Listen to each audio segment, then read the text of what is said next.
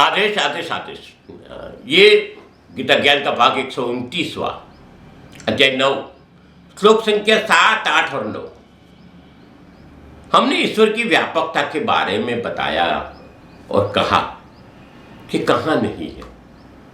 तुलसीदास कहते हैं, सिया राम मैं सब जग जानी, करवू प्रणाम जोरी जुग पानी। शिव पुराण में शब्द है ओम तत्वमसि। अलग अलग जगह पे अलग अलग रीत से हमें समझाने की कोशिश की कि ईश्वर सर्वव्यापक है, परम तत्व सर्वव्यापक है, पर हम स्वार्थी जीव हैं। जहां जरूर पड़ती है वहां झुक जाते हैं और जरूरत खत्म आने पर भूल जाते हैं। बाकी जब भूल जाते हैं, जब जरूरत खत्म हो जाती है तो खुद को शेर समझ लेते हैं। इस सर्वव्यापक, कहां तक सर्वव्यापक तक? तो जड़ में भी वही है, चेतन में भी वही है। हम जगत से छुप के कोई कर्म करते हैं, पाप करते हैं या पुण्य करते हैं, वो आपके विषय है। जगत से छुपा जा सकता है, पर वो सर्वशक्ति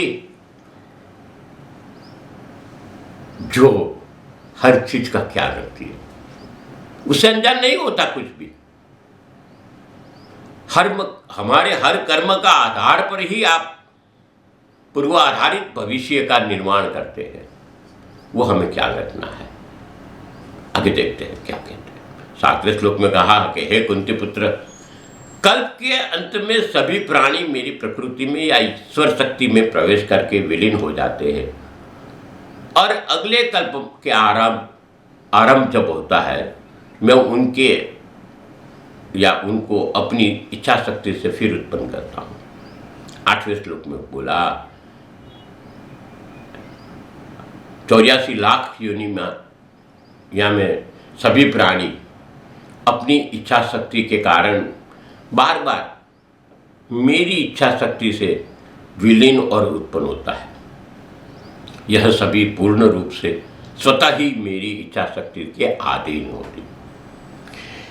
9वें श्लोक में बोला है धनंजय, यहाँ सभी कर्म मुझे बांध नहीं पाते, क्योंकि मैं उन कार्यों में बिना किसी फल की इच्छा से उदासीन भाव में स्थित रहता हूं। यहां भगवान श्री कृष्ण समझा रहे हैं कि सृष्टि कैसे प्रकट होती है और कैसे विलीन होती है। इन सब में परम तत्व की भूमिका क्या है, यह भी समझना जरूरी है। श्री ब्रह्मा जी का एक दिन एक कल्प कहलाता है, जो धरती के करोड़ों वर्षों का हिसाब होता है, बरोबर होता है। जब तक एक कल्प पूरा होता है तो सब जीव विलीन हो जाते हैं, मगर कुछ जीव परम तत्व की माया के कारण सूक्ष्म रूप में अपरा प्रकृति में बस जाते हैं।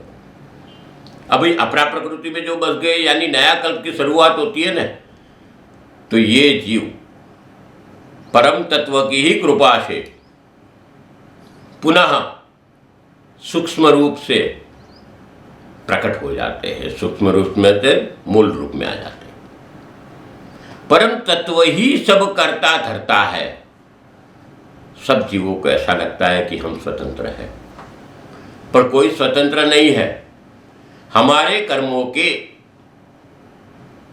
गुणोत्सव, रजस, सत्व, तमस, जो हमारे गुण हैं, उनके अधीन होते हैं। परम इसमें परमात्मा अपनी त्रिगुणात्मक शक्ति का संचालित करता है। जैसे ही सृष्टि का समय आता है, तब जीव अपने कर्मों के अधीन बाहर बाहर जन्म लेता है। पुनरपि जन्मम पुनरपि मरणम, ये चलता है।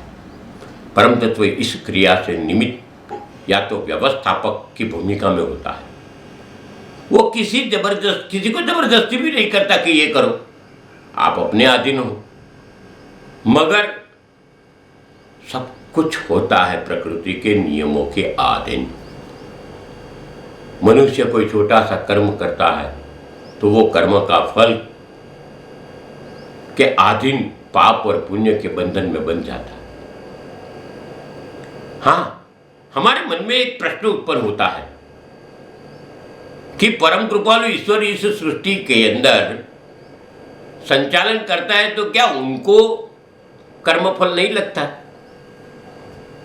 बहुत सही प्रश्न है, मगर यहां यह भी समझना जरूरी है, बताना भी जरूरी है कि सभी कर्मों के कर्तारूप होते हुए भी कर्म कर्तारूप नहीं है तो बंधन नहीं लगता। क्योंकि भगवान ने कहा मैं अनासक्त रहता हूं, अलिप्त रहता हूं, मुझे क्या फर्क पड़ता है आप क्या हो, आप अपने कर्म भुगतो। हम एक उदाहरण स्वरूप लेते हैं कि सूर्य रोज सुबह उदय होता है, शाम को अस्त हो जाता है, तो सूर्य के ताप के कारण कई पेड़ पौधे बीजांकुरित होते बड़े होते हैं, साथ साथ कई गंद के कूड़े कचरे में कई जीवाणु मर भी जाते हैं, जिसको हम डिहाइड्रेशन प्रक्रिया बोलते हैं। एक सिस्टम है पूरी, डिहाइड्रोकेशन भी बोलता है, ये पूरा शरीर की व्यवस्था होती है, ये भी होता है। तो इसमें पेड़ पर उगना सूर्य से कोई लेन देन नहीं है, सूर्य कभी उसके फल की अपेक्षा भी नहीं करता है, और या तो कई जीव मर जाते हैं तो या प्रकट होते हैं तो उससे भी सूर्य को कोई लेन देन नहीं है, क्योंकि वो अपने कर्मों से बंधाता नहीं है, वो तटस्थ है। वो तटस्थता के अंदर एक अधीनता होती है, और इसमें से ये मुक्त हो जाता है, स्वतंत्र नहीं है फिर भी मुक्त हो जाता है, मगर कर्मों के कर्ता भाव से हमको मुक्त करना पड़ेगा। बिना कोई फल की अपेक्षा तटस्थ रूप से कर्ता भाव को त्याग करके कर्म करने से संसार के बंधनों से हम भी मुक्त हो सकते हैं, मगर हमारे में से ये जाता नहीं है, मैं करता हूं, मेरे कारण हुआ है, मैंने किया है। ये सब चीजें त्याग करने की जरूरत है, हम करते नहीं है। समर्पित होकर जीना ही एक उत्तम रास्ता है। तो समर्पित किसको होना है? गुरु तत्व को समर्पित होना, वही रास्ता बताए थे। परम तत्व डायरेक्ट आपके पास नहीं आने वाला है, उनके रास्ता जरिया बताया गया है सदगुरु। क्या छोड़ना पड़ेगा? हमको ममत्व छोड़ना पड़ेगा, हमको गुमान छोड़ना पड़ेगा, हमारे कर्म के अधीनता छोड़नी पड़ेगी, हमें अपेक्षाएं छोड़नी पड़ेगी, और हमें हमारी जात को भी कर्मफल से दूर रखनी पड़ेगी। ये माया है, उसमें से मुक्त तो हो नहीं सकते, मगर हम इसमें से छूटते नहीं हैं। तब तक हम कहीं ना कहीं बंधे रहते हैं। ये रसप्रद बातें हैं, समझना बहुत मुश्किल लगता है मगर आसान है। जब तक पूर्णतः समर्पित भाव नहीं आता तब तक परम तत्व की प्राप्ति की बात नहीं आती।